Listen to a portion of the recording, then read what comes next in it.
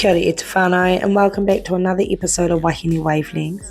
Today I'm joined by someone making waves in local body politics, Pavithra Ravi, a proud mum of three, teacher, small business owner, and now a candidate for the Waimairi Community Board. She's running as an independent, truly independent, and her kaupapa is all about being absolutely local, actively available, and people first.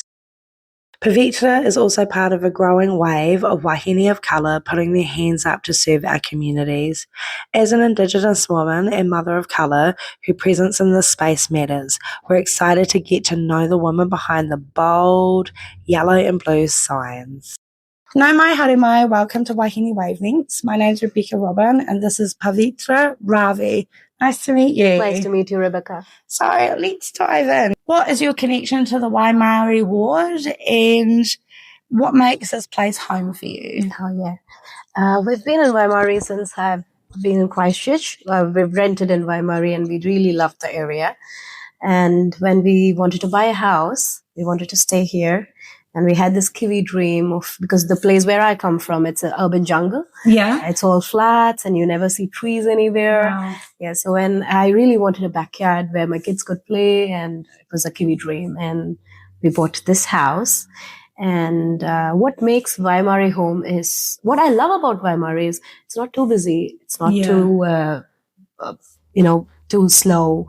It's got all the sweet things here, beautiful parks, and what makes this home is the people around. I've got wonderful neighbors, so many people. The next house is Ukrainian, and then behind me there's a Kiwi lady, this side Chinese, and it's just beautiful. All of them are so kind.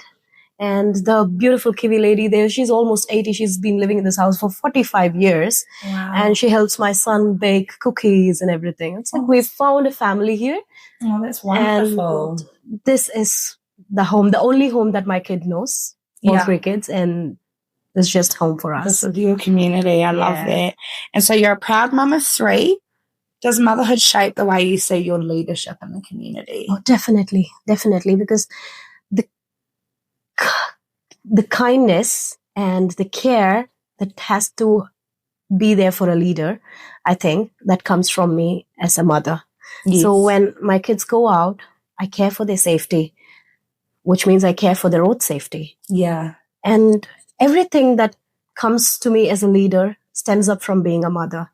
And what I want for Waimairi is to be a better place, not just for now, but for my kids to stay here as well. Yeah. So my motherhood definitely has a huge impact on what my thoughts are. That's beautiful. I really like that. And what do your tamariki think about you running for community board? Oh, do they like your signs? They're so excited. I've got 2 boys and a girl. The little one is too small, baby girl. But my boys are way too excited. If you've seen my videos, my elder one accompanies me for door knocking when he's not in school. And they keep seeing my billboards everywhere and say, "That's Mom, hello." Oh, that's so precious. But that's also opened them up to know more about the politics. They are so excited about who's going to become the mayor. Yeah. They're about the pink sign lady and the white sign guy. Who's going to win? Oh, this is so I'm so happy that they're open they get to know about local politics at this young age. That's amazing. Yeah. That was great. And so you've mentioned you're a teacher and a business owner. How do you juggle all of that and what drives you? Passion is what drives me.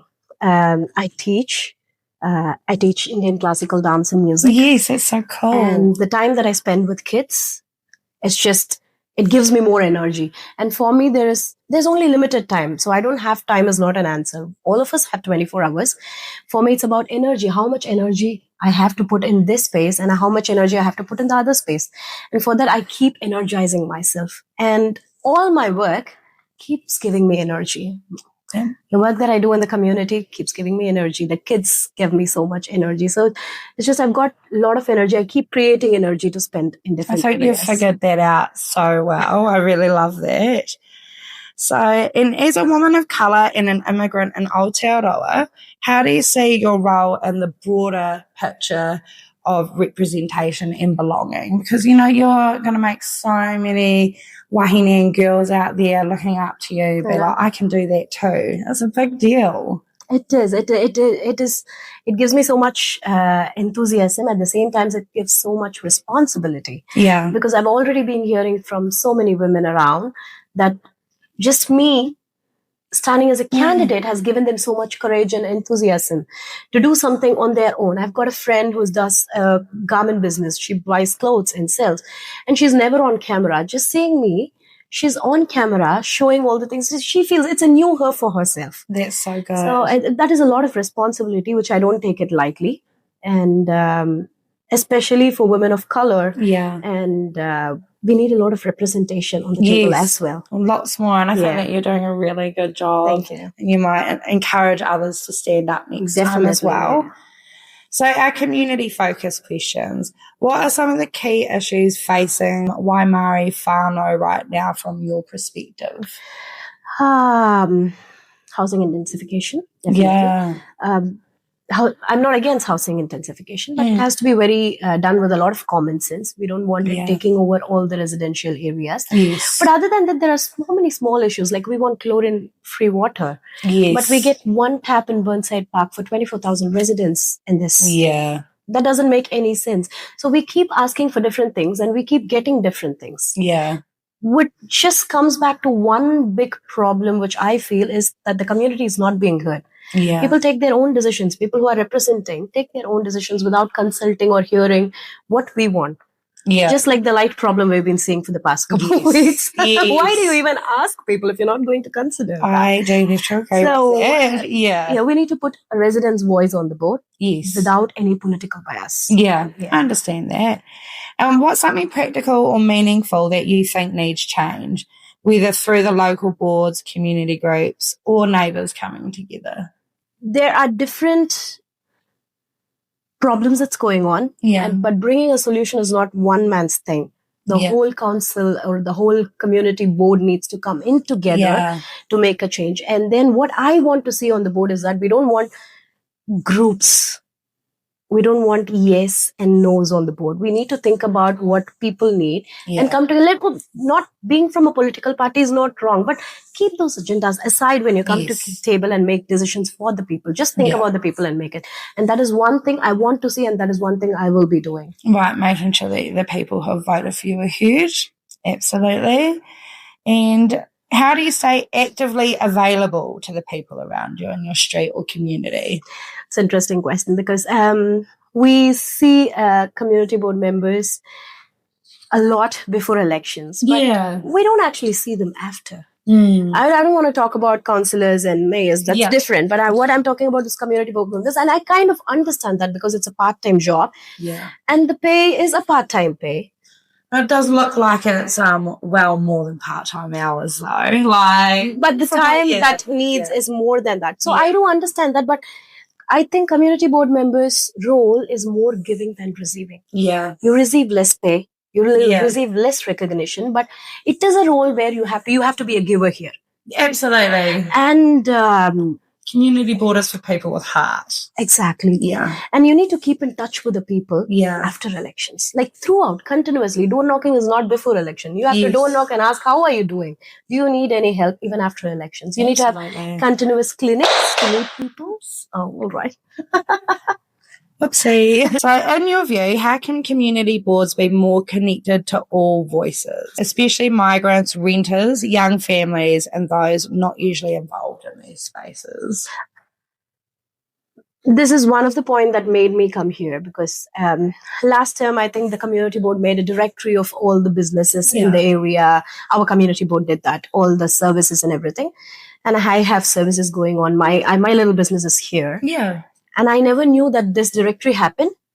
Oh. And I saw the directory, I was not there. It's like, when did this actually happen? So if you're doing that, you have to knock on people and tell them we are doing.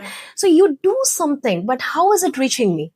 Yeah. I was not aware of it. Why is my business not in there? Yeah. And it is not like all of us have the time, enough time to be and follow what the community board is doing. Yeah, it is our job as a community board member. It's the board's job to tell people what they are doing. Absolutely. Yeah. So I think we have to keep telling people and bring them in. We need to have regular meetups with the people. Because, I guess otherwise they wouldn't know. Yeah, exactly. Absolutely. And vision and legacy. So what kind of Waimairi do you want for your kids and all our tamariki to grow up in? A safe, protected, kind, loving community. They're all perfect where answers. opportunities are available without any bias. Oh, that's a fantastic answer. Whether you're in the room or supporting from the outside of the room, what does making an impact look like for you? Actions. Yeah. You keep talking, but we need to start showing actions. Yes. Outside the room or inside the room, I want to see actions. If I'm inside the room, I'm going to work to get the actions done. Yeah. If I'm going outside the room, I'm going to keep questioning you when the actions I can see. Yeah, that's beautiful. And the quick fire round. And so at WahineWavelength, we always do some easier questions at the end to sort of close it out and make it a little bit like more de-stressed. So coffee or tea? Coffee. Love this. Favorite place to unwind in Waimairi? Nearby park. Beautiful. And what is one quote, book, or whakatoki that helps keep you grounded? Oh, I've been using it a lot now because we have a traditional book in Sanskrit. Oh, yes. There's a quote that goes like, Dharmanye vadikaraste ma paleshu kadachana. It's a Sanskrit verse. Yes. Which means that do your work without worrying about the result. Don't lose your energy on thinking about what the result is going to be. Put all the energy on the work that you're doing. That's a very, very good saying. Yeah. And what is one thing people don't know about you? I saw my now husband when I was 16. We are high school sweethearts. Oh, most of them don't know that. That is beautiful. I really love that. So thank you so much for joining us on WahineWavelength. It's been beautiful getting to know you and about the passion behind your campaign. I'm wishing you all the best this election, and no doubt we'll be seeing your mahi in the community regardless of the outcome. Wahine like you make ripples in the world, and we really appreciate you. Thank you for coming on. Thank you for taking your time and doing this service to the community. Thank you. Find my music and socials on my link tree. Thanks for watching.